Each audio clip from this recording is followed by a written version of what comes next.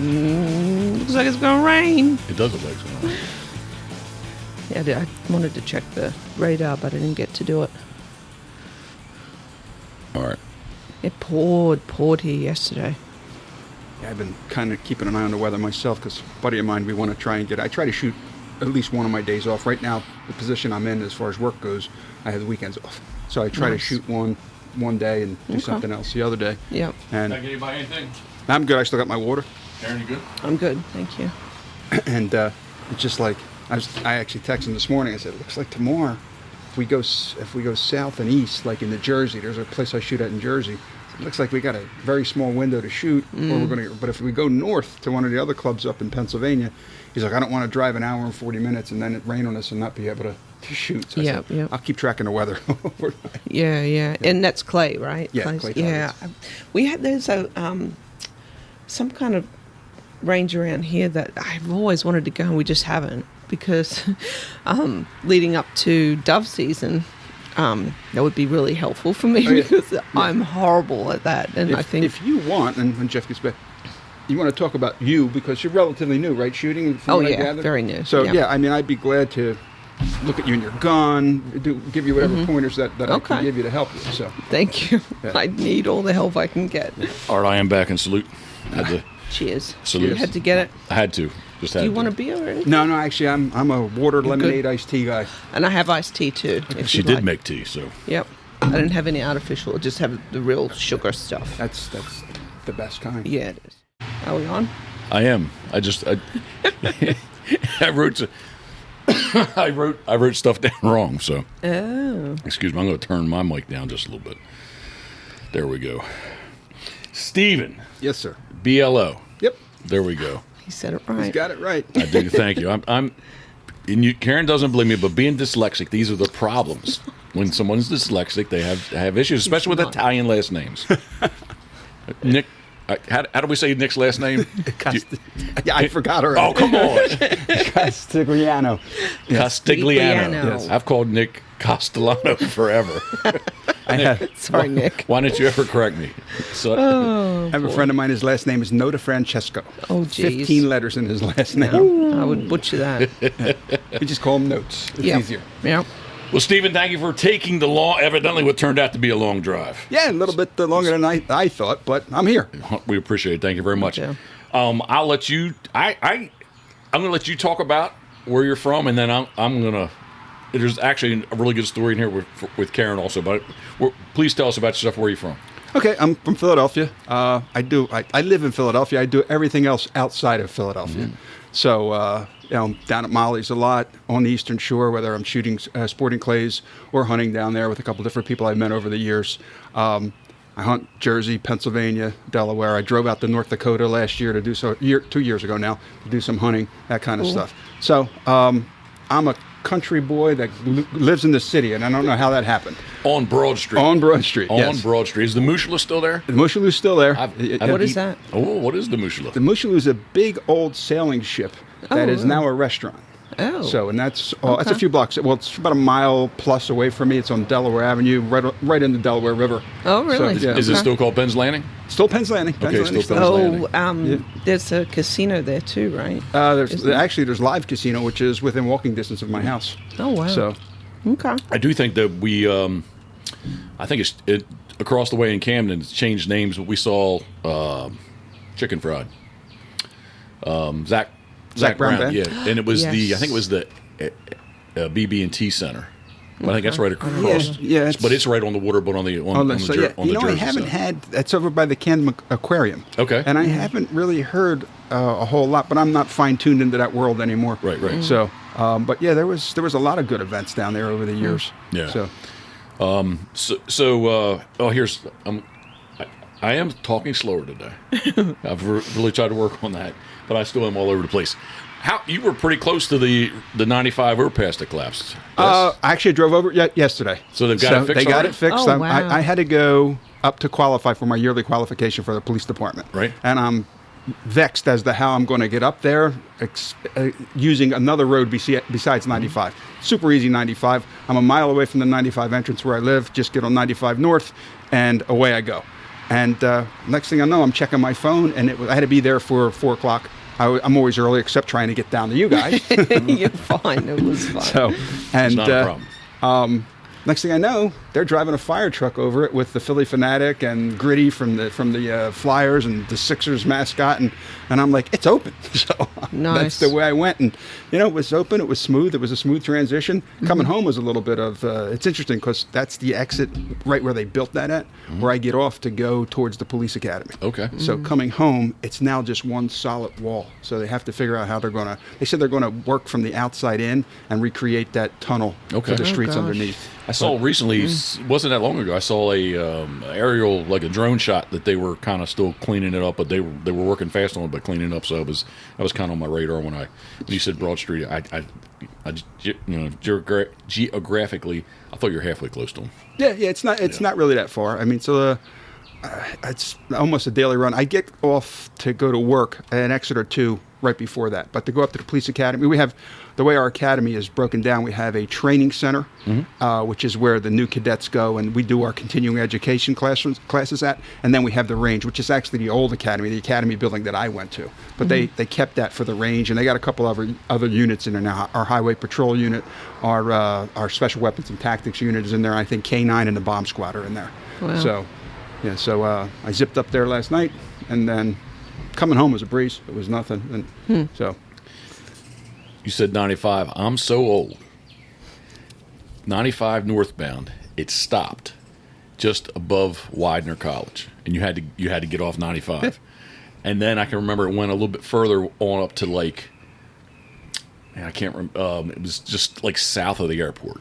Like, Yeah. So you had to get on 291 and go all through. Yeah, and yeah. then get back. Hit 611, which is Broad Street, and then Yeah. you could pick different stuff up again. I'm like, when are they going to But I connect? So 95 was not continuous Nope. that long ago. I'm just old. Well, it's the same thing going southbound into Baltimore, like at Eastern Avenue. Like there was no Fort McHenry Tunnel. Like you got off and you went through the old Harbor Tunnel, but basically 95 stopped. Going southbound, you got on 695, went through the Harbor Tunnel. But the true 95 south and north, 95 south stopped at Eastern Avenue. Okay. And it was the same kind of thing, like south of the city, somewhere like where 295. Anyway, somewhere at the Beltway there, where Karen, there's a huge spider behind you. I'm not joking. Not That's on it. me, No, right? he's No, about- that's yeah. what's it? Would you start with It's a the daddy huge long spider? legs. That's not that big. Well, you maybe take the last one off. Well, I'm not into touching them, but it's not that big. I'm telling you earlier when this mulch was going to be. I thought it was going to be a great idea. First, from the price point, it was a good idea. But like they said, playground. I was thinking like chips, not. Anyway, it's a mess. We have our little Milwaukee blower that we like to use. And this morning, over in that corner, there was a big. When I say big, I don't know. I bet you it was 2 inches in diameter. Oh. Black as can be, and I think it had white eggs it was carrying around with it too. But anyway, I'm sorry. You don't mess with her. Yeah. I don't like spiders. All right, Stephen, Philadelphia Police Department. Please tell us.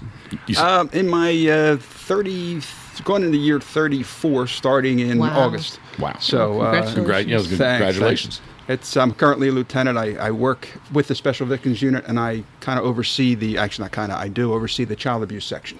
So it's not gosh. pleasant work. Yeah. But somebody has to do it. Yeah, actually, it's funny. That's the same thing. A friend of ours, Worcester County deputy. Yeah, he just is starting to do more work there, and he said, not everyone wants to do it, but he's actually kind of good at it because he talks to kids really Right. well. Yeah, we have right now. I have 9 investigators that work for me, both police officers and detectives. They're really good people. They're hardworking. The amount of cases we get in, we work hand in hand with our Department of Human Services, and they send in literally thousands of jobs a year that have to be vetted, reviewed, and myself and the sergeant do that, and then we pass them on to the investigators to follow up on and do the investigation, and it still adds up to thousands of jobs a year. So it's a needed service, sadly. Yeah, So- the kids need people to watch over them. That's for sure. Yeah. It's when you see the jobs come in.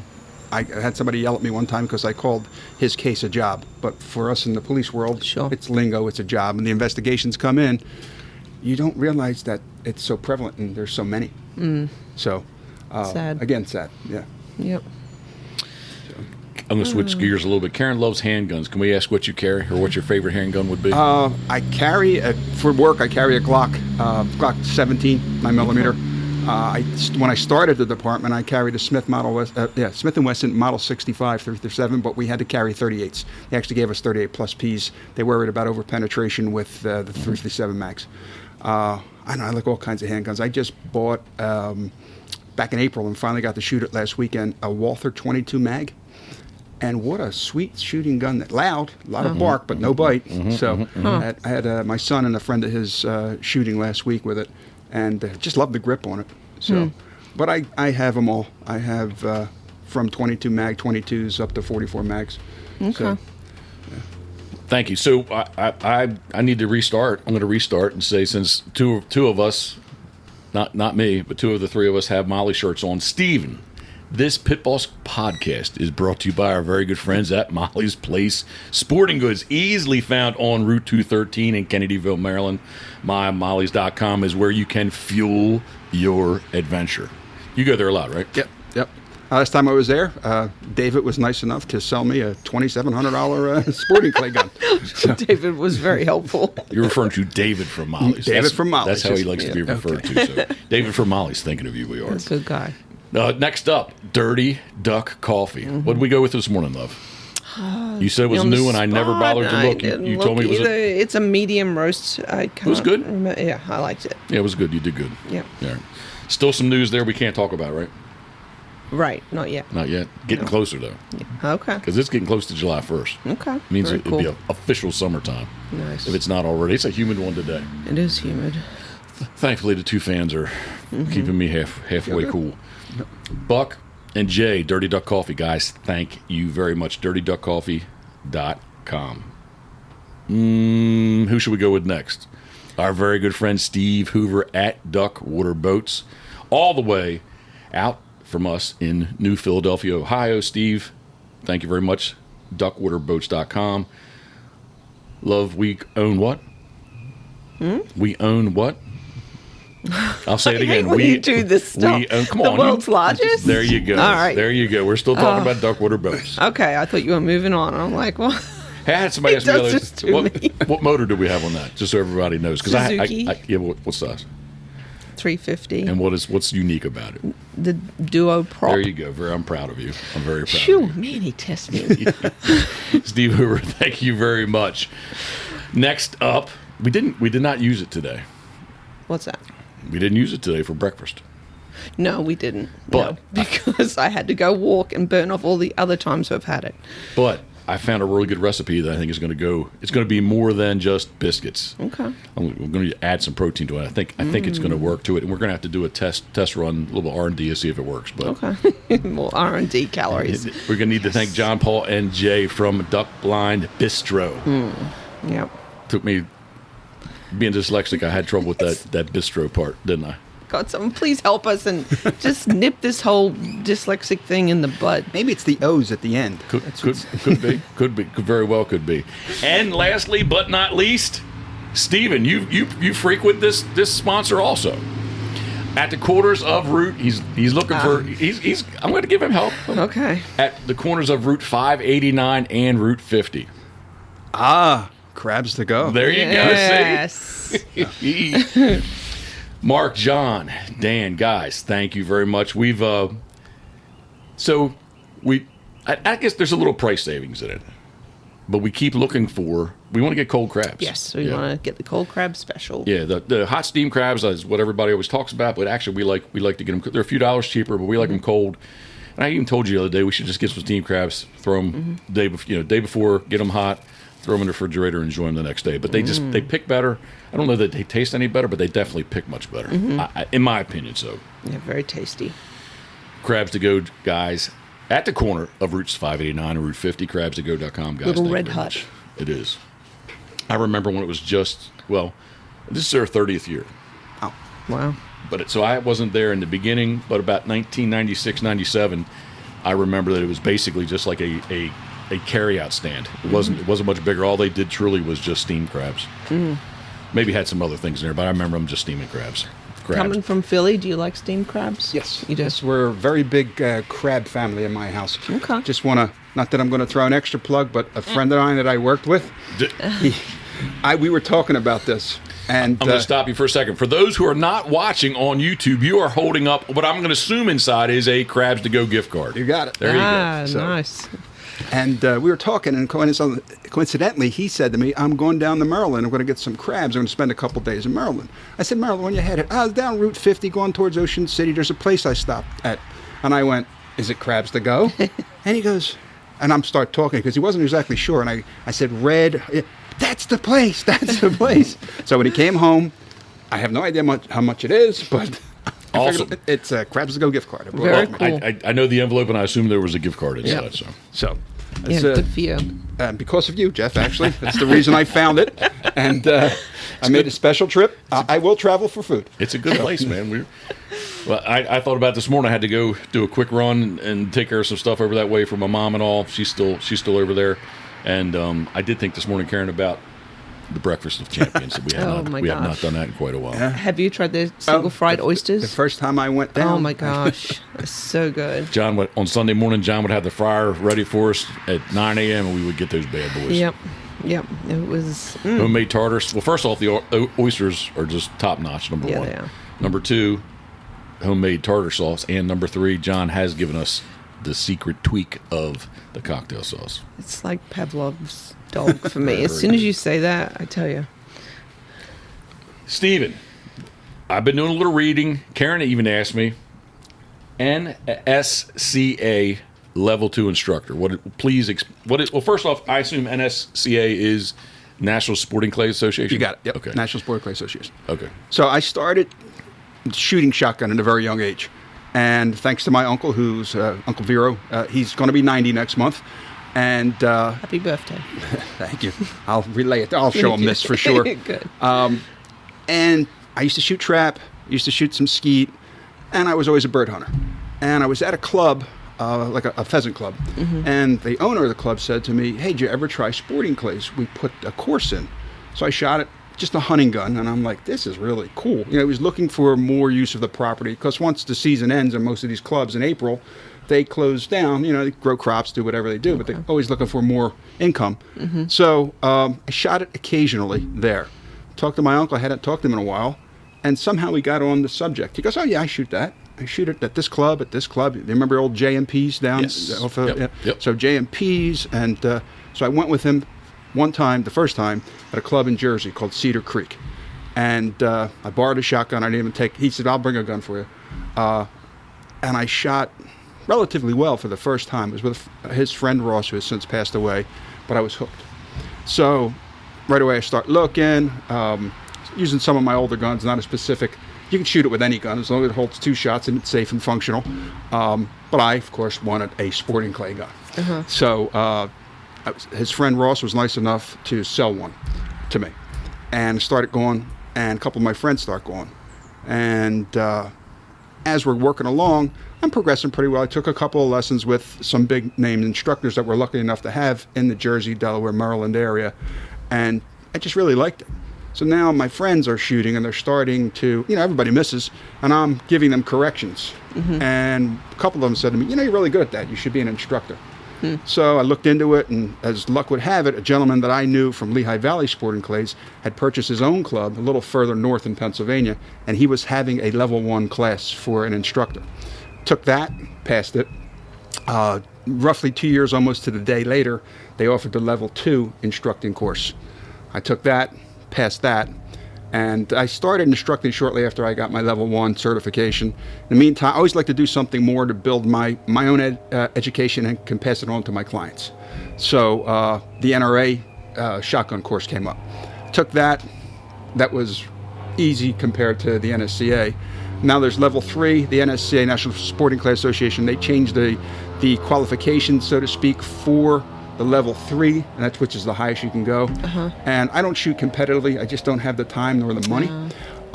And one of the stipulations they had put in at the time was you had to be a master class shooter. There's no way with my schedule and what I have at home that I'm going to be a master class shooter. So I kind of put that on the back burner for now.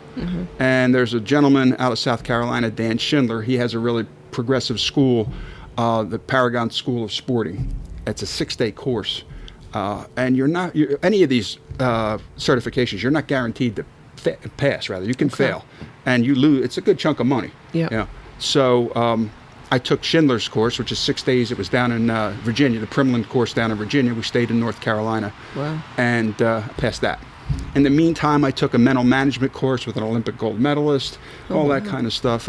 Worked with another mental course with a master instructor down in Jersey, and just started hanging in the world more and meeting great people like you guys. And it's home. It's where I kind of feel like where I belong. Nice. So. Very cool. So how often do you then do instruction? Like, is it? In my area, as I mentioned, there's a couple of really high-end, top-notch masterclass shooters who are great instructors. One of them, when I have the money, is my coach, Anthony Matarese down at M&M Sporting Clays. Anthony's literally a world champion. He's won championships in Europe, Italy. He's just a great guy, and he can shoot. Real chaos. Yeah, exactly. Exactly. Okay. That's where they're at now. They closed the course. They closed the course the first week of June down in Ocean City, Maryland, and they're fishing for tuna and tournament fishing. Okay. John Prather. Yep. Yeah. All right. Very cool. So, John married Anthony's sister. Oh, wow. Small world. Amanda. And so, when the economy's good, I have good business. When the economy's hurting, I have spotty business. Yep. So, last couple of years with the economy, it's been spotty. I did have a new set of clients a couple weeks ago. So, but yeah, I enjoy it. Yeah. It's for me. I have as much fun getting new shooters into breaking clients, and whether they continue on or not, I hope they do. But once they start breaking targets and breaking them consistently, they're usually hooked. Yeah. So, yeah. Stephen, can you please? Because all the time I always think Karen knows exactly what I'm saying. Can you tell her the difference between? Because Karen has shot trap. Okay. You've shot trap and PEI. Okay. But she has not shot skeet or sporting clays. Can you kind of differentiate for her what the differences are? So trap, there's one house in the center of 5 shooting stations. Okay. Yes. You start off with 26 yards. The trap machine inside that shooting house is usually oscillating. Okay. So you don't know as the shooter which direction the target's going to come out. Okay. 16 yards is the standard. It goes back, I think, to as far as the 26-yard line. Okay, and each shooter will shoot 5 shots at a station, and then they progress across the line until they've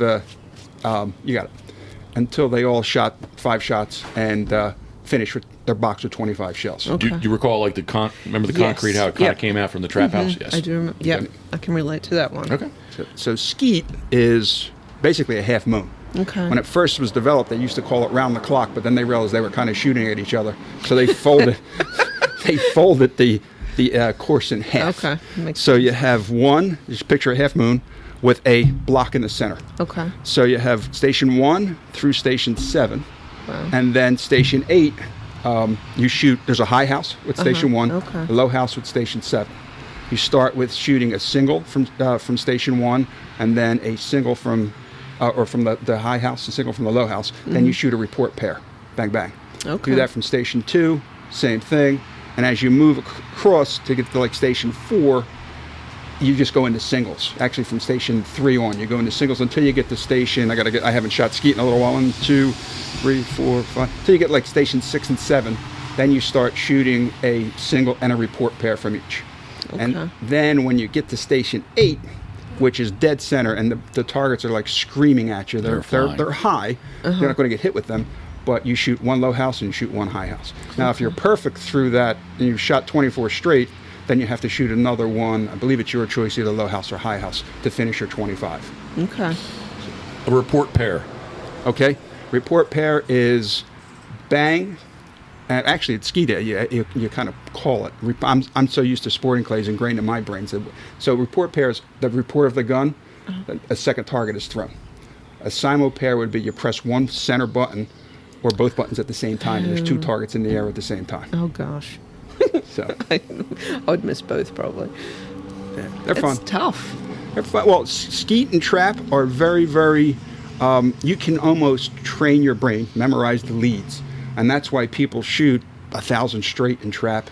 They'll shoot 500-600 straight in skeet. Sporting clays, now they often refer to sporting clays as golf with a shotgun because there's 17, 18, 20 stations sometimes. And, time out 1 second there. This is the was that our new best friend? I don't know. I think it was. Okay. Sorry about that. No problem. The open air studios, that was a little bit loud. It had to be. Yeah, that All was right. that one. I'm sorry, Steve. Okay, no problem.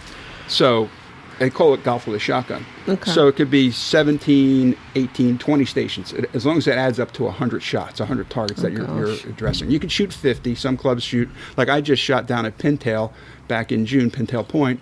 They have every year, they have a benefit shoot. It's sponsored by the Outback Steakhouse. Okay. And it's for childhood cancer. Okay. I think it's for John Hopkins. So, and that shoots only 75 targets. Okay. So they usually finish up with one station where you're only shooting, instead of 6 birds, 6 targets, they shoot 5 at one. Okay. So and they do the math as far as how many at each station. Okay. So, but usually it's 6 shots at each station, 3 pair, whether they're going to be report, bang, bang, or SIMO with them both in the air at the same time. So. And to help Karen understand, trap is a very let's say it's structured. Yep. Right? Where the trap house is and where you're going to shoot from. Same thing with skeet. Exactly. You have a high house, low house, and again, the concrete is laid out for you where you're going to shoot from. But sporting plays is When it was designed, sporting clays, it's only been in the United States since the early '80s, which isn't a long time when you think of the shooting games, like especially skeet and trap. Again, it was designed in England, and they wanted to use their guns more. So they have strict gun laws over in England. They wanted to use their guns more, so they had all this land on these estates. So they said, we'll design and we'll call it hunter's clays. Okay. And when it hit the shores, especially the eastern shore of Maryland, it's one of the hot spots for sporting clays in the United States. George Hopkins and John down at J&P's when he was with us, Schrader's, they can move the trap machine. So you'll have a presentation, they'll call it a springing teal, because the target's going straight up like you just flushed a teal. You'll have a rabbit. They throw targets, roll it on the ground. Oh, wow. Some places get really creative, and they'll take that rabbit target and they figure out a way to run it across a tree, and they'll call it a squirrel. Okay. Other places used to have it going almost away from you, and they would call it like the fleeing fox. Wow. That kind of stuff. so to give you, Karen, the visual is basically each farm, each wherever you're going to go shoot, like it's never the same. Right. Like he's saying, like they're going to kind of, the verbiage is the same, but their example of that verbiage could be much different. Right. Okay. Just depending on their terrain, what they have, what's each place is different. Terrain plays a huge part in it, and terrain will also mess up with your eyes and your visual presentation on the way you address the target, because they'll set a bank up, and the target there'll be plenty of room to break the target, but as it's approaching that bank, it looks like it's falling because it's going across higher ground. Okay. So if you're not focused on that target, you're going to rush your shot because you think it's going to hit the ground. Okay. And it's just all visual. Huh. So there's actually one, Karen, and it is the rabbit will be a different clay, correct? yeah. So it's actually a disc that it actually is going to rolls on the ground like a wheel or a tire. How about, right? Okay. Instead of it flying in the air that you have shot at those targets, right? Those clays. Yep. But this one, a rabbit or the squirrel, like you said, run across the log, it actually rolls like a tire. That'd be cool. You haven't done it. We need to do it. And they'll throw like a log under the runner. A lot of them get started for a good traction run. They'll use a rubber runner, and right at the end of the runner, they'll put a stick, just a stick or a rock, and next thing you know, that rabbit bounces 10 feet in the air. Oh, wow. You're ready to shoot it there, and it's 5-10 feet in the air. Oh, wow. Going up. That's pretty cool. Yep. So, I mean, this has all of that. I mean, I guess is essentially practice for when, duck season is here. It has to help, right? Yeah, you could use a lot of it. I had a client, it's years ago now, big money guy. His company would go out, all the boys would go out to Arkansas and do a duck hunt every year. His phone call was to me, we go out to Arkansas every year and do a duck hunt, and I'm tired of being low man in the blind. I can't hit anything. I said, okay. I said, I'm pretty sure I could help you. So we met at a sporting clay course. I think he took 2 lessons off me. Super nice guy. Tweaked just the way he was looking at targets. Okay. Just the way and we talk about lead methods. When we hunt, we don't so much think about what lead method I'm going to use, right? There's sustained lead, which you're always in front of the target. Okay. There's pull away, where basically you meet the target with your barrel. Okay. and you leave it. You pull away from it. Okay. There's a modified sustained lead pull away, and a lot of it, and then there's pass through. And most of us as hunters grew up shooting. I grew up with calling it the four. Calling it the 4 Bs: butt, belly, beak, bang. So you're grabbing the target from behind. You're passing through butt, belly, beak. As soon as you get to the head, keep moving the gun. Bang, pull the trigger. Interesting. So, Okay. I showed him that. I got a phone call upon his return home. That was fantastic. I went from low man to high man in the blind. I can't thank you enough. Oh, very And I'm cool. like, okay, I did my job. Oh, I like that. This little tidbit might help me. I did horribly at PEI last year. Horrible. And I call it maiming. I don't want to maim anything. I want to be able to kill it. I don't want to think that I've injured something and it's sitting out there. It's my veterinary background. So you shot it in the butt, yeah. not in the head. Yeah, So I need to be better. Follow through. Just give it a little bit more push. My daughter hunts with me every now and then, and my son as well. And when I told her, we went down, did a Maryland youth hunt. Yep. And I said, listen, geese are big.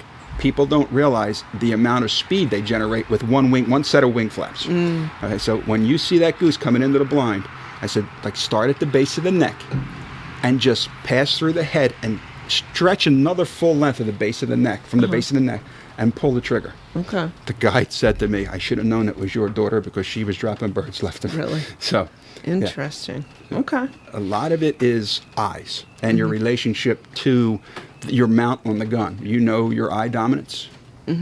So Yep. if you're He's asking. Yes. Yeah. Yep. so right. Yep. right eye dominant, Yep. and you're right-handed. Yes. Okay. Because It's like when it comes to fishing with spinning reels. I heard that conversation. Don't even go there again. I'm sorry, go ahead. I heard that. I watched that podcast. So as long as, and a lot of people, and studies have shown, I'm not picking on anybody, but studies have shown more women than men are cross-eye dominant. Okay. So they're right-handed, but they're left-eye dominant. Oh, interesting. So there's a way, to tweak that. If you're dexterous enough, it's best to shoot under the eye that's the dominant eye. Okay. Yeah. I guess it's If not, definitely what I do. there's a way to, I don't want to, I'm a very firm believer in shooting with both eyes open. Okay. Shotgun. I have to remind myself when I go shoot a handgun, when I go to qualify, I still shoot. I know guys who've trained themselves shoot 2 eyes open with a handgun. Mm-hmm. I haven't got there yet. I just don't shoot handgun enough. Mm-hmm. Or like I used to, I should say. Mm-hmm. So, but for me, both eyes open, and you get all that visual input. Because our eyes are feeding all that physics to the brain, physics and geometry to the brain, and get our hands there to break the targets. People always say hand-eye. It's a hand-eye coordination. Sure. I tell my clients it's eye-hands. Your eyes will get you where you need to be to put your hands to break the targets, or drop the pheasant, duck, goose, whatever we're talking about. That certainly fits with totally different topic, but horse riding, you look where you need to go. Same with, I guess, driving or yeah, even golf. Exactly. You look where you want it to go. You don't, Yeah, make sure your head's where it needs to be. And if you're a pistol shooter, what do you do when you aim a pistol? Well, you aim, but what else do you? What are you looking at real hard? At the target. Your sights, right? Sights on the target. Yeah, I was gonna say I would look at my sights probably more than the target. Yeah. Okay. Because these are prescription. Like I'm like trying to. Yeah. Yeah. Well, trying to find. This is challenging. Yeah. I'm getting to that stage. Yeah. I'm in denial. I'm trying to find where like it does. It takes me. I'm sitting there trying to. But the gun's in focus, not the target. Yeah. Okay. Yeah. When I have the time at the range, I can go between both. To line it up. So and pistol shooting, we concentrate on our front sight, right? That sight post. We put that front sight post pretty much where you want it to go. Mm-hmm. And as long as you're not crazy, especially pulling the trigger or too much finger on the trigger, it's going to go right where you have that front sight at. Okay. Might go a little left, might go a little right. Shotgun shooting, your eye is your back sight, and your target, you're just looking at that target. Visual focus on that target means you want to see as much as possible. And specifically, as you're going into pulling the trigger on a game bird or a target, you want to narrow it down to some, we call it laser-like focus. Some like laser, if you could see a ring on the targets, and these young kids today playing these video games, develop that hand-eye coordination. Their eyes are much better than me at 60, going to be 60 soon. They look and they could just, it's amazing what the young guys are doing, young boys and girls, actually. Yep. 9mm Karen's much much more accurate than me.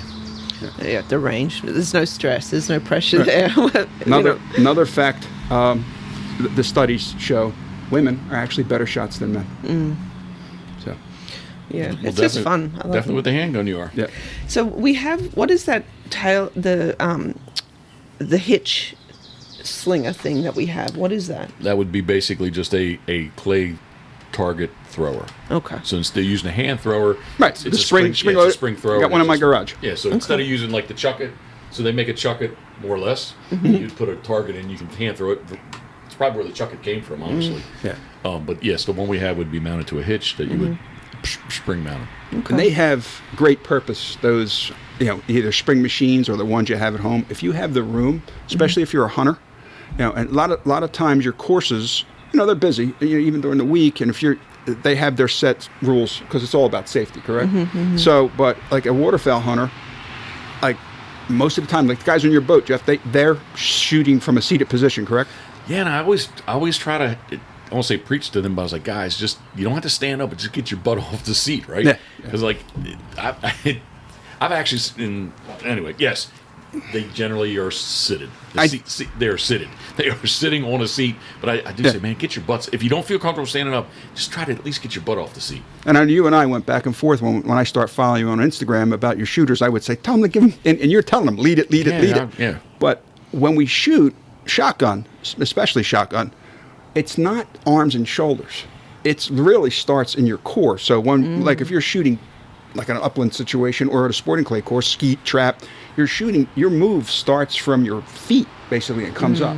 So if you're on a seat, like I could tell you dove hunting, one of my favorite things to do, I have a seat that swivels now, so that really helps. But if I see a bird come in and I'm creeping to get up off that seat and get my butt up, and I might not just stand up completely, but I'm going to have enough momentum in my body to allow me, engage that bird, follow through, and execute the shot. Okay. So, Well, I can't hit a dove for nothing, but when Karen and I, especially at Oakview Farms dove shoot, when I see one come, I do, like, I'm sitting there just relaxed, we're watching, and here comes one, like, I want to stand up and shoot. Like, Yeah. I'm not going to sit from a seated position. oh, if I can, I will. I mean, even I've been in duck blinds, A-frames, where they're coming and they're working as much as I can do it before they call a shot. I'm getting ready to just finish standing and then address the bird. You know what I mean? It's just really hard to shoot from a layout blind without practice. So if you can do it somewhere safety with an old spring-loaded machine, or even now the electric machines, but aren't that expensive, and set yourself up in a situation where you can go out with your ground blind or a seat that swivels, a seat that doesn't swivel, and just practice. That whole thing. Practice like you play, right? So that's big. Those doves, man, they are tough. They're like little torpedoes. They're I call them sporting clays on the wing. They're okay. and they're my favorite. I love to eat them as well. Oh my gosh, Yeah. delicious. I have a standing rule that I'm a big animal lover, both live and on the table. But if I'm going to shoot it and take its life, I'm going to eat it. I'm not a trophy buck hunter. Yeah, I'm with not you. granted, if there's a trophy buck there, I'm going to shoot it, but also I'm going to eat it. Yeah. So Yeah, I feel the same way. I'm going to kill it. I'm going to eat it. Yeah. So that's where I'm at in my world. I mean, when I was younger, it was a groundhog hunt, and I can understand the guys that do, and nothing against them. It's a skill and a challenge to shoot a prairie dog at 500 yards. Okay. You know what I mean? But for me, I used to groundhog hunt when I worked in the restaurant business. I worked with a guy who would eat them. He said, "Can you bring me home a couple of groundhogs?" And I would. I had a neighbor in the old neighborhood who would eat squirrels. So Okay. Tony, old man Tony, Steve, can you bring me home a couple squirrels? I don't generally hunt squirrel, but if I know Tony wanted them, I would shoot 2 or 3, clean them up for him, and bring them home. Yep. So that kind of stuff. Uh-oh. You predicted this, Karen. Yep, I knew the trash You truck would predicted come by. this. Except Duke's not out. Yeah, really. Duke would set it off. Yeah, no, that's. I definitely want to get better, and I think maybe a couple of your pointers might have actually helped.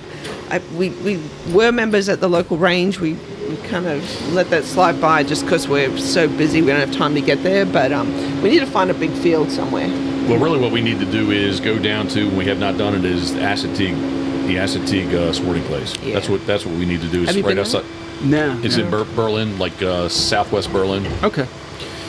We talked about doing it. We just never did it. We have drove out there, saw it. We just never did it. Yeah, we've got to make the effort, especially before the season. Yeah, you could do. I mean, if you could find any high elevated crossing shot to replicate a dove. So, Yeah, time out 1 second. yeah. Again, It's so dangerous. what's that now? It's so dangerous. Hanging. Hanging off the back of the You trash truck. All right, now I think our audio will be better. Go ahead. I'm sorry. Yeah, but there's targets there that will, on most sporting clay courses, that will definitely help you. And you'll hear that there's an argument out there in the hunting versus target world that, well, pheasant, dove, they can maintain speed and they can speed up when you're shooting at them, whereas a clay target will slow down naturally because it only comes out under so much power from the spring, from the machine. But it's still the same fundamentals. And I can tell you personally, the amount of shotgun shooting that I've done over the years in correlation to the amount of dove I shoot is it's just, I was done in 20 minutes one time on a dove hunt. Oh, wow. Holy heck. That was my limit. Oh, my gosh. Yeah. That's impressive. If when they're flying good, you want to go to Argentina? Oh, Have you been? no. Karen, you want to go to Argentina? I would love to go to I want to go anywhere. Yeah. Go to Argentina. I would love to go to Argentina. Where's the best place that you've shot? What's your best hunt? Dove hunt? Any hunt? Any hunt? I've had some, believe it or not, I've had some real good dove hunts in Lower Delaware. My uncle was friends with a gentleman who had a farm down there, and he would set it up just for dove hunting. Nice. He would, and it was the cleanest, easiest retrieves you could. He had sunflowers and millet, but primarily we shot over sunflowers. And he would go crazy just with the pesticides to keep the rows clean. Okay. And you could just literally walk out and, boom, pick your bird up. Nice. I shoot a lot in Maryland and dove hunt, and I usually have good dove hunts down in Maryland. Pennsylvania, our pheasant hunting I caught the tail end of wild birds in Pennsylvania. And then now we're a put and take state through the Game Commission. They just started a couple years ago a pheasant stamp. They listened to me. Actually, I had a meeting with them with a buddy of mine who was a game commissioner at the time, with some people from Pheasant Forever, and we sat down and we kind of talked about the idea of, since it's a put and take state, you can only usually shoot the roosters. Okay. So, and the hens were laying out there, that can't take them. So just like trout fishing, you just take whatever. So they finally, on state land, I think they made it statewide actually now instead of just state game land, you could take hens and rooster pheasant. Okay. So, and they do a real good job. So. What? Sorry, am I hijacking a podcast? No, do it, love. I was going to say I missed a really good opportunity for Beavis and Butthead, but go ahead. What is the season for pheasant? For pheasant, it usually starts the third Saturday in October, and it'll run to, actually, because they moved the Pennsylvania deer opener to the Saturday after Thanksgiving. So the pheasant season ends the Friday after Thanksgiving. Okay. And then it picks back up right before Christmas and it goes to February. But they stop stocking at that point. So when you get into the later season, end of January, February, you're just taking your dog and your gun for a walk most of the time. Okay. Yeah, so. That'd be cool. No pheasant on PEI. What is Ruffed it that... grouse. Okay. Rough Rough grouse. grouse. Good shooting, great eating. If you Yes. have never eaten a grouse, it's great eating. Well, that show, we watched that one show called Alone. Have you seen that? Where they dump them out in the middle of the wilderness and they have to kind of survive. But that's what they kind of were talked about, how it's like chicken, right? Yeah, it's very, really, very really good eating. And I don't want to correct you, but I think you have had grouse with Geoff. I have. I'm Possibly. going to say that I know he's brought some over, and I got to believe you ate it. Well, our boxer is apparently a really good flusher. Okay. I don't know. What are you flushing there? The grouse. No, those aren't. Those are I'm sorry. they're either Huns or quail.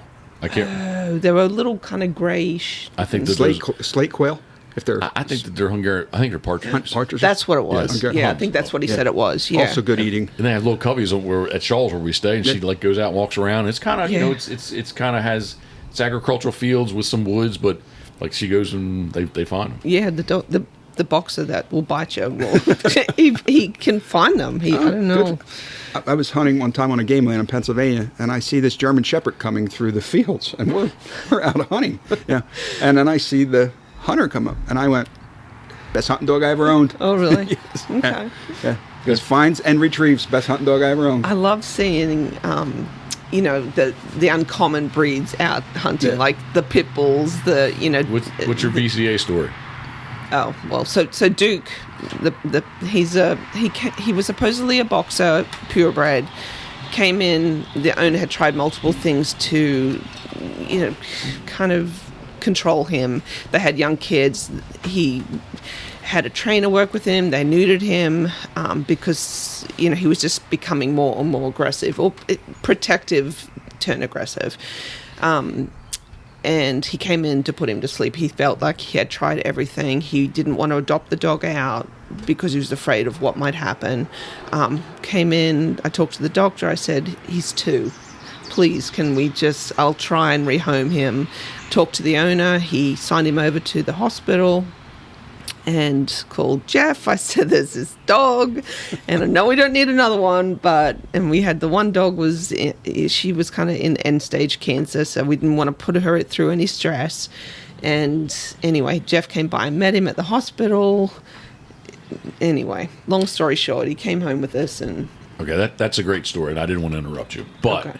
The story, because the mental telepathy isn't working clearly today, actually. He does this to me. Somebody had what did they have? What dog was it that he brought? Client brought a dog in that said he had it trained to retrieve geese. Yes. What was it? A pit bull. That's what I wanted to say. That's Yep. right. A pit bull. And it was a great big fatty pit bull too, so it had really good insulation for the cold weather. But yeah, I love seeing these unusual dogs out there. And I think any dog can be taught to do it. Did you ever see the post gator, the duck dog? He's a Jack Russell Terrier. Yes. Yep. I love that too. Yes. I have seen him. Yeah, that's so cool. And he works his butt off. Yeah, and they love it. Yeah. They love it. It's fun to watch. All right. So we have talked. You said you've watched some of the videos of my sea duck hunting. Yep. Everybody always says, "Oh man, those guys suck and they're horrible and all these different things." First off, the boat is moving. So number one, that's something that it would be very difficult to reproduce. But the thing, so I am acknowledging that the boat moves, but I'm going to write that one off. The thing that I see is that you see them from 500 yards away, and here they come, and here they come, and here they come, and here they come, and somebody stands up and behind. Not just sitting there talking, eating, whatever we're doing, and a bird comes around the bow, and I call it the reaction shot. Dead. That's exactly what it is. Dead. And it's like sitting there watching them go. You're like, well, yeah. And when I try to tell somebody that, as waterfowlers, that's what we do. Well, there's something to it, because I'm telling you, behind versus something just out of the blue, like shocks you, dead. If they're watching them come in from 500 yards, and especially if they get into their gun at some point a little soon, they're in their gun or out of their gun, your mind, your brain is doing all kinds of math. All kinds of math, and you're thinking about it. I got to make this shot. Oh, it's moving. And it just fouls up the functionality. Whereas the reactionary shot, see bird, shoot bird. And our subconscious is the greatest computer in the world. So if you can get that feeling, like on a good day when I'm shooting sporting clays and quote unquote the zone, it's like you can hit anything. It's just like boom. The day I limited out in 20 minutes on a duff hunt. It was a 12 bird limit back then.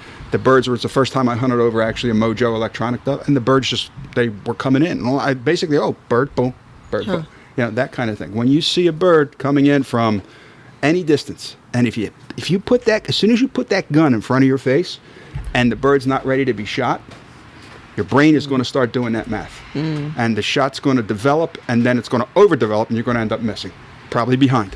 Yeah, and even if so, again, the boat is moving, so even they're up and down. Like you can see the shot on the water. It's behind. So even if the boat moved, right? But there's my point is they're still behind. Still behind. Yeah. I think the one thing that you had said, which I think most people can relate to, when you don't have landmarks, like when it's looking over the water, it's hard to tell distance. That was I was actually going to mention that, and that's the big thing. There's no tree. There's nothing. You know what I mean? And they're kind of, especially if it would be maybe their first glimpse of a Scoter, to me they're big. They are big. Well, I mean, and/or, I always hang her from the stern and I'm let them get here, and they're like 75 yards away, and somebody in the bow stands up and man, they would have got like double that, and then somebody already shot it. But let's say they're over the decoys, so they are, in my definition, in range. They're still behind them, but again, like it's the kind of thing where like you sat there and you watched them. And again, people tell me, hey, we watch water. That's what we do. We watch the ducks, we watch the geese. I was like, well, I'm telling you, sitting on the ocean and you watch them forever come to you, like it's got to be that. Because again, you're sitting there not paying attention and something whips around the corner, or off the bow or off the stern, boom, dead. Like, and it's not crippled, it's dead. Versus, man, like Karen, you just talked about wounding something there. It turns into a 10-minute boat ride to try to go get this bird. Right. What do you set your decoys at that you consider in range? So I would like to, my furthest outside decoy, I would hope that is not more than 30 yards. Yeah. The windier and rougher that it is, I can go out there with 2 lines of decoys and sit the boat on the decoys, and the birds don't care. The days that it's flat, I've told some people, like, as soon as we get out there, like, this is not going to be as advertised. We have no wind. So, right. I'm not telling you got to take the shot, but that's as close as that bird's going to get. It's not going to get any closer. So if you guys want to shoot at it, have at it, kind of thing, right? And the days that there's no wind, it is just it's tough. But the windier, obviously, there's the opposite is when it's too windy, it's rough and nasty. But the birds don't mind the boat at all when it's rocking and rolling. Mm. Yeah, 30 yards is plenty. I mean, you get a lot of guys with 3.5 inch. Yeah. Yep. Yep. What's your thoughts? I'll tell you what I always tell everybody. But what's your thoughts on shot size For waterfowl? Yeah, I'm a big fan of 2s and 3s. Okay. Yeah. If I'm hunting geese, Canadas, dark geese, I'll shoot 2s, pretty much, and I shoot 3-inch, especially with the improvements in ballistic and performances. I'll shoot 2s. I've shot ducks with 4s. A lot of this tungsten ammo is expensive. It's a little bit tough to waste a lot of it, but you hope your shooting's on when you're shooting that stuff. But it really, really wallops birds, and it's worth the money if you're if you're having a decent day shooting. And you could shoot 4s, 5s. I like that blend. That BBs and 2s, 4s and 6s. Yep. Yeah. So the Molly's exclusive federal. Yeah. They called it the sea duck load, and we just say, hey man, it's a good waterfowl load. But back in the day, my mentor, a very good friend, Donald Hughes, which I've talked about before quite often, he said it didn't matter, but he's like, and this was me being young, I'd buy a box of this, a box of that, whatever. He's like, go buy a case and shoot. That's what you need to figure out. Don't mess around with all these different, whatever the brand is, whatever the shot size is, it doesn't matter. Go buy a case of something, and that's what you need to shoot every time, and you need to adjust how you shoot to that. Right. He said, don't, because I'd have a box of Remington somethings and then Winchester somethings and whatever. And we'd be sitting there, and he's like, man, just buy a case of whatever you want to buy. Expensive, inexpensive, it doesn't matter, but learn to shoot that. And again, through your gun, how you shoot through your gun, but that's what you need to shoot. Your primary gun. Say, I'm a big fan. I like shotguns. Mm-hmm. It's probably my biggest weakness is, and I gravitate more and more towards over and unders. I shoot on over and under for sporting clays, so I kind of just gravitate. I still have my semi-automatics. I take them out. I shoot a semi-automatic most of the time for waterfowl. I do have a Browning over and under camo waterfowl edition that I've had for years. But not only the gun, but the choke, especially since the big impact we have of your removable chokes and choke selection. So what I tell people, and the same thing with sporting clays. People ask me all the time. I had one guy said to me, what are you going to shoot at this target presentation? And I was relatively new to the sport. And I'm like, what do you mean I'm going to shoot? He goes, well, this target here, he says, I'm thinking about shooting a number 8 shot with an improved cylinder choke over here. And then at second shot, I'm going to go to like a modified choke with 7.5. I went, this is a fixed choke gun, and I have 7.5 shot. That's what I'm shooting. That's what I'm shooting. So, and I see people with choke changers. I see people all the time. And granted, there's a time and a place to change your choke. I'm not a big fan of it. I put 2 chokes in my over and under my sporting clay gun, and I just let it ride. And if it costs me a target here or there, I'm not shooting for a world championship. You know what I mean? But if you have a 60-yard crosser, I would say go to an improved modified or something like that. If you have a 10-yard rabbit that's screaming by you, I would say put a skeet choke in. and use a 8 or 9 shot for the 10-yard rabbit, where you're going to use a 7.5 shot. It's the biggest we can go shot-wise in sporting clays for that 60-yarder, that kind of thing. Just know your gun. If you and I think you did a video, guys, one time when you were setting up your gun, we were patterning her shotgun. Yeah. Yep. So pattern her gun, and I tell people, my hunting clients, if you can, again, safe gun handling, safe location to shoot. Know your backstop, what's beyond it, everything. Shoot with what you're going to wear, and because in September when we're dove hunting, or if you're down in Texas shooting teal, you're going to be in a camo T-shirt. You know what I mean? But now you come January, or however your latest season goes on the boat, what are you going to be wearing? So now it's a completely different feel of the gun, that kind of thing. So you have to take advantage. Yeah, you have to, for your fun's sake and more outcome, as well as the animal's sake. You want to be, tuned in as you're going to go, like you're going hunting. Yeah, that's a good point. So back to the shot size, like that's the biggest. Well, yeah, it's got to be up there. If it's not the biggest question, it's got to be up there pretty high. Like, what shot should I? Hey, I've never shot sea ducks. What should I bring? Hey, I like smaller size shot versus larger size shot. But like, I don't want you bringing something small and they cuss me, right? Oh, Jeff said to shoot this, that, or the other. But I said you should shoot what you feel comfortable shooting. But my line is that if it's a $10 shell or a 10-cent shell, if you're 2 feet behind, you're 2 feet behind. So it doesn't really matter what you're shooting. Right. Again, it's more about that. It's about the lead, and it doesn't really matter. Again, it could be the cheapest shell in the market, the most expensive shell. If you're behind them, you're behind them. It's not, the shell's not going to help you with that. Right. Exactly. Yeah. All right. Very good. I'm going to switch gears. What else would you like to say about shotguns, sporting clays? The biggest thing with sporting clays, and the biggest growth numbers in the sport right now are with lady shooters, women shooters. Okay. The other big thing with sporting clays, it's a great game for everybody. It's kids. I've had clients as young as 9 years old, and I've had clients in their 70s. So it's just a great family outing. It's safe. As safe gun handling is paramount, but the sport itself is safe. There's plenty of rules out there. Some courses have roving range officers that make sure if you have any questions you don't know, and they always tell you in the sporting clays community, if you see somebody messing up, say something. Sure. Don't be afraid to speak up, because sooner or later it's going to end up in an accident. Yeah. I was on a course one time and I heard this boom, and it's just real loud. I'm like, and then I looked down and there's somebody shooting a high brass number 4 shot on a sporting clay course, and just as of course I'm familiar with, and I know the range officers. Well, one of them comes flying towards me, and I'm standing there with this hunting load, and I said, "You're looking for him? Where is he?" I said, "He's whoever it is right in front of me, because I just picked this up." Wow. So another story. I was at a pheasant club. And they give you a talk. It's the first time I'm looking at the owner. He says, I had a group of sports teams in from Philadelphia. That's what he told me. That's all he told me. He said, and I asked everybody before we hit the fields, they had set up this hunt.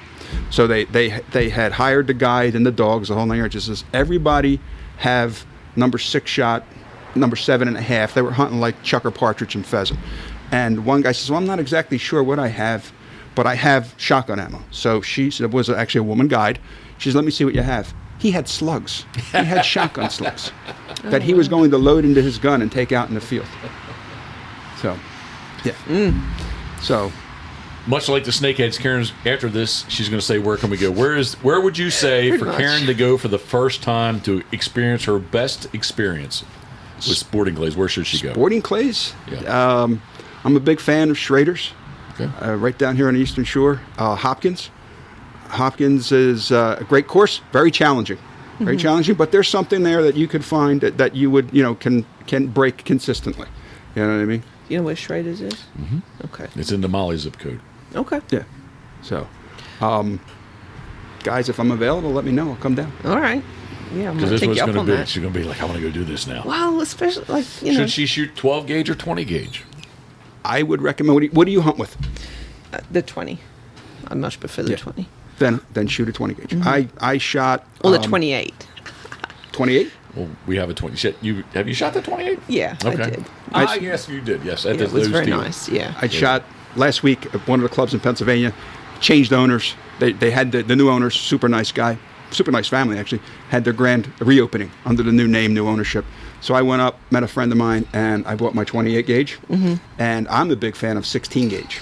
Okay. So I bought, and I have a 16 gauge sporting clays gun. So I shot one round with my 28 gauge, and then we took a break, had lunch, and went back out. I had the 16 gauge. My buddy had his. We both shot 28 gauge to begin with, and then the second round, I had my 16, and he had a 20. Okay. And his dad shot with us the first round. He had a 12, and his dad beat us both. But he had a 12 gauge. There were some hard targets there.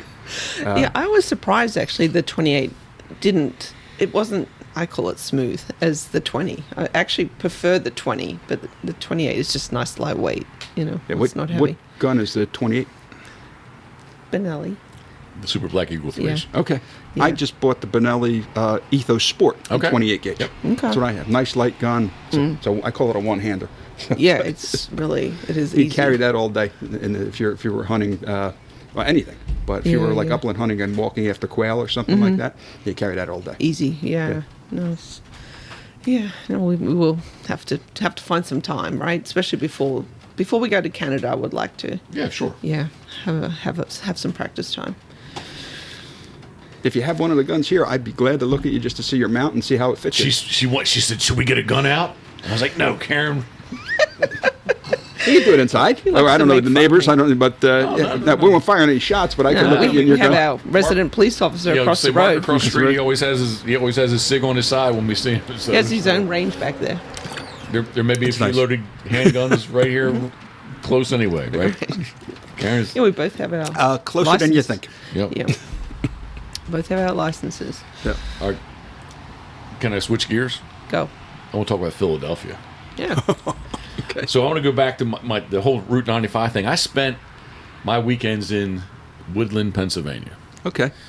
Jefferson Avenue. Elementary school and like middle school. We were there every weekend. I called him uncle. It was my mother's great aunt and uncle. Uncle was from Smith Island. He was a Bradshaw Smith Island. As a youngster, it freaked me out that his birthday, it was 1899. Wow. And Auntie was from Darlington, That's Maryland, but crazy. she was born in 1900. So, Wow. and tribute to Auntie, I will say that Viola Bradshaw, I'll say that probably in her lifetime, it's got to be the biggest amount of technology.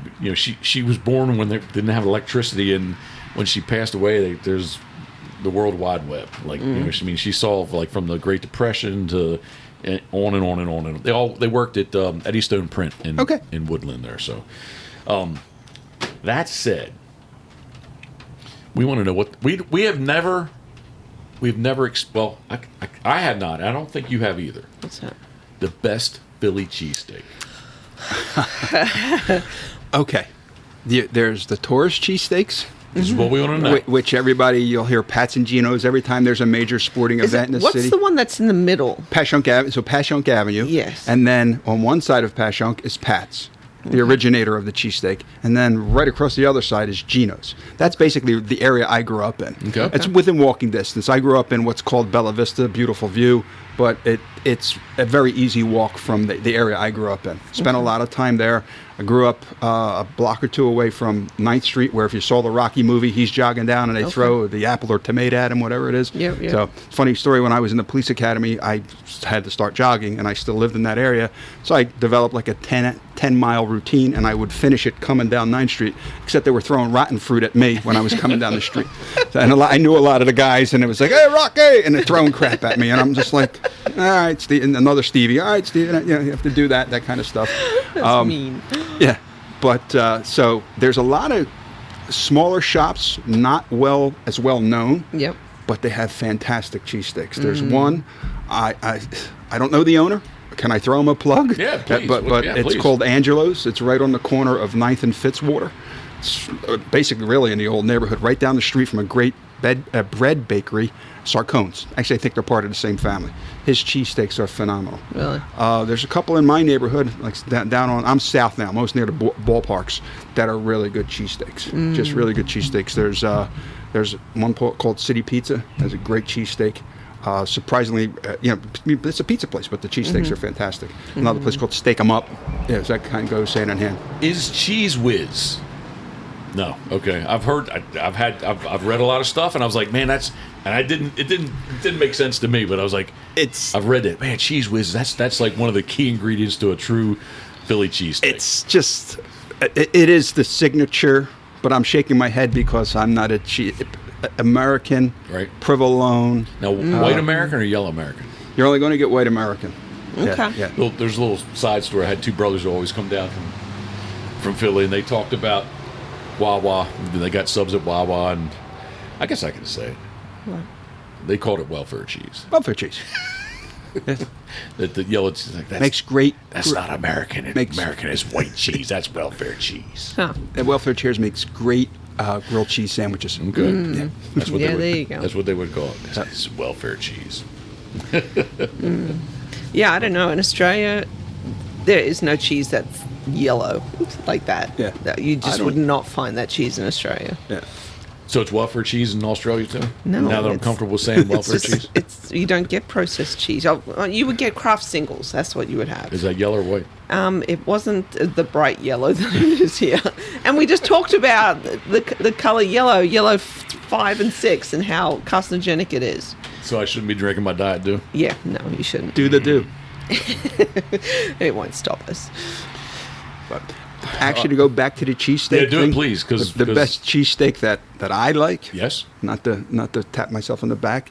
Is my cheesesteak. There you go. So before I got in the police department, I spent 12 years in the restaurant business. The majority of it as a cook. Okay. So not classically trained, but I know my way around a kitchen. Now I'm nervous about cooking for him.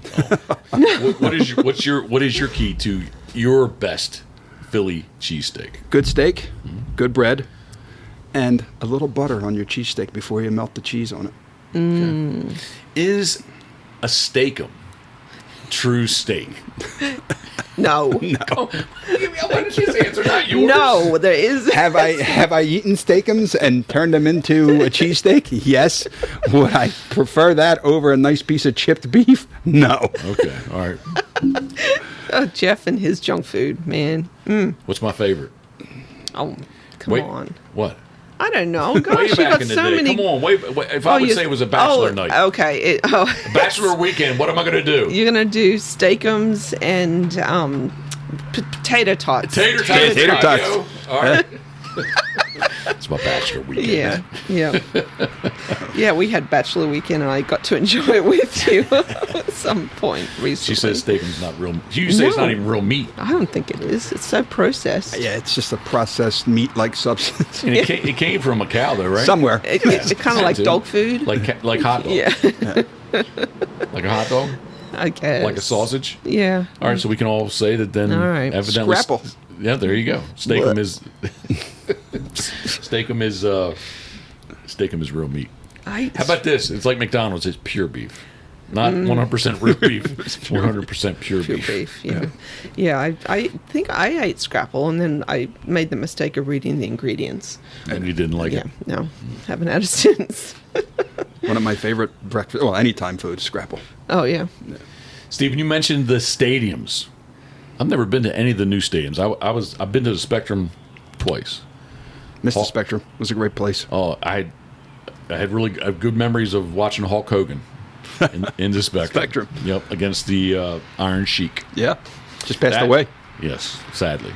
And then I saw a Sixers game against the Atlanta Hawks. Okay. But I've never been to a Phillies game. I think I was invited to go to a Phillies game. Never went to the old stadium. Yeah. But never been to the new stuff. So, what are you?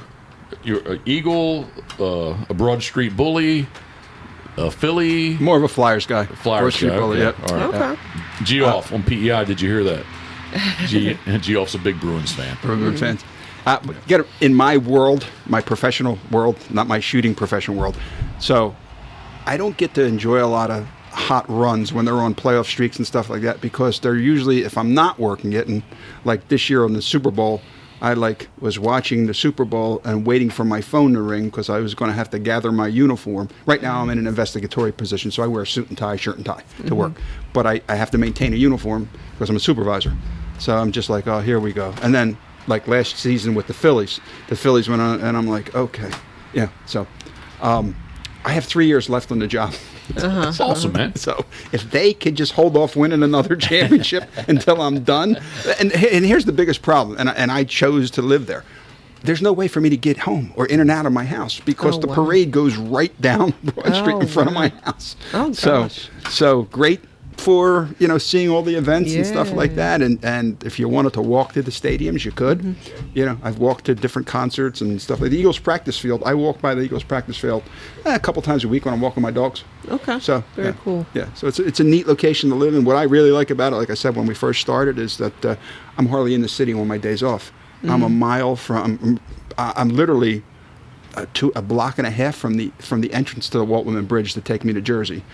Right around the corner from the entrance to 76 West to take me out of the city and go upstate Pennsylvania, and a mile from 95 north and south either way.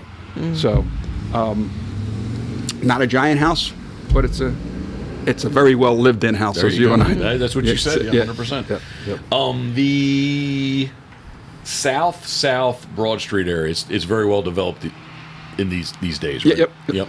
Do you remember like the late 80s into the 90s? Was it pretty desolate, would you say? South Broad, it all depends on exactly. I live where my house is. There's a block of houses, and then it's the last row of homes until you get into. There's a credit union, police and fire credit union, a Social Security building, and then the houses back there. They're relatively new. They would be the late 80s, 90s. So that area was. And then when you go further down, it's we call it the Lakes. Franklin Delano FDR Park, Franklin Delano Roosevelt Park, which is my son went for a walk down there this morning. He's sending me videos. There's a whole flock of mallards on the bank, and he's like, "Look at all these ducks down here." And we have deer down there. We have fox. We have ducks, woodcock. Oh, they all come through there. So maybe my names have been fogged from the years, but in the mid to late 80s, I thought that there was a heavy street drag racing scene in South Philadelphia. 1100 Patterson. Sure. Patterson, not on Broad Street. Not on Broad, but right off of Broad. Okay. So 1100 Patterson. That's where I was going with this. Yes. Was that your childhood years? No, not street childhood. racing. No, but that was like I was in the car. I never went there, but I always heard about these like South Philly street races. And Southwest Philly, which is real close, right over the bridge, right. Like 65th Street. There was a big drag racing issue back then. 1100 Patterson, 1100, not so much Packer, but down through there. And then, of course, you had Front Street, right? Front Street, maybe Front. So Front Street, like where the new Eagle State, like 95 turned, right? Right. It was Front Street. That's pretty much. It takes you down to 11th, but it's just so open down there. You go from 11th to like Front or 3rd, like that, and there was drag racing all through there. I had a real good friend of mine, one of my closest childhood friend growing up. He was into muscle cars, and we may or may not have spent a night or two zipping around there. So Cecil County Dragway, halfway close to Philly, that there was guys that would come down from wherever they did race and race at the track, and then where I told you 95 ended at Eastern Avenue on 95, like kind of northbound, and they would drag because there was literally nobody there. Right. But yeah, so anyway, I'm kind of got off the topic there a little bit, but Steven, claysandwings.com. .com, but it's the letter N. Spell it out, please. It's CLAYS, the letter N, as in Nathan, wings, WINGS. And yes, every now and then I do get a phone call asking me how I sell my wings. Are they hot? Are they Really? So it's claysandwings.com. Claysandwings.com, and on social media, where can everyone find you? I'm on Instagram right now under the same thing, Clays and Wings. Clays, the letter N. Wings. Yep, right. yep. Last words to you. Thank you. Thank you for inviting me down. Thank you. Thank you for taking me for a tour for the home of Pitboss World Headquarters. Yeah, she's a little lived. Well, you said lived in. It's not lived in yet. No, it's just 100%. disorganized. It's disorganized. Yeah. That's getting there though. It's a work in progress, and it's going to be fantastic. I was just going to say it's awesome. Thank you. You're more than welcome to come back anytime you like. We are going to have an open house and a Waterfowler's sidewalk sale, love? Yeah, because Jeff has stuff. Stuff. We all have stuff. Yeah, I have has more lots stuff that I could sell as far as, I don't know how many sets of choke tubes from different manufacturers, more for sporting clays that I have sitting. I really should sell. You talked about like buy stuff and try, I went through that whole phase. I'm going to buy this brand choke. I'm going to buy this brand choke. They're going to buy. Just make up your mind and settle on something that you're confident with and that works for you. Yeah. Well, maybe we could make it's the sidewalk sale, but have people who want to do like I kind of thought about that. Yeah, that would Vendors be. have been- Yeah, so you could have your tailgate kind of store going on. My biggest, let's say negative thing, but the obstacle. My biggest thought in that could be negative is like parking, not for just parking in general. That's for sure. Actually, I thought of Noah and Michael Hickman this morning about doing like cooking on Whaleyville there, and like is it safe for people to pull off the road? No. So that's where I'm going with it. It's a mini speedway out here. Yeah. All right. But we'll have to talk about that because that could bring you down, and maybe you could bring like-minded people around who are looking for stuff. Yeah. Somehow, I don't know exactly. Is it conscious or subconscious? For what? Well, I think we're about to fire the grill up. Yes. And it seems to be, at least with Big Bird, and we're like, anybody that comes here in person, it turns into like a little bit of a cookout social type thing. Mm-hmm. So that's what we're going to do. We're going to fire the grill up. I'll let you figure out what you want to throw on. I know what I want to put on there just for shits and giggles. Okay. But you can do your chicken burgers. Yeah, chicken thighs. Mm-hmm. With what on them? Old Bay. Old Bay, there we go. They're good. Sounds good. Steven, Biello. Got it. I was slow to Biello. Biello. Stephen Biello. Thank you. Clays and Wings with the letter N. We appreciate it. This is another episode of the Pit Boss Podcast. Love, thank you for sitting in with us. I do appreciate that too. This is brought to you by Molly's Place Sporting Goods, easily found on Route 213 in Kennedyville, Maryland, where you can fuel your adventure at mymollys.com. Maybe I shouldn't say it, but I have wind that the new there's a new URL. It's not My Molly's, it is Molly's. MOLLYS.com is coming soon. So really? Yep. How'd they get that one? I can't tell you where I know that from, but I know that to be a fact. Very cool. Or at least I was told it's a fact. So Molly's Place Sporting Goods, Crabs to Go, Duck Blind Bistro, Dirty Duck Coffee, and Duck Water Boats. Please, everyone, even if you're not going to buy any of their products, please go check them out. We appreciate it. We appreciate their support, and we appreciate you listening to us. So, listening to us, I will slow down. Anything you want to say, love? No, just thanks to Steve for coming all the way down. No problem. We do anytime. appreciate it. It was very interesting. A busy summer Saturday afternoon. So, we're going to fire the grill up. As always, love you. Let's go, Steve. Here, wait, I'll do it again. As always. Thinking of you, we are. Boom. That's what I thought you were looking for. Happy Saturday.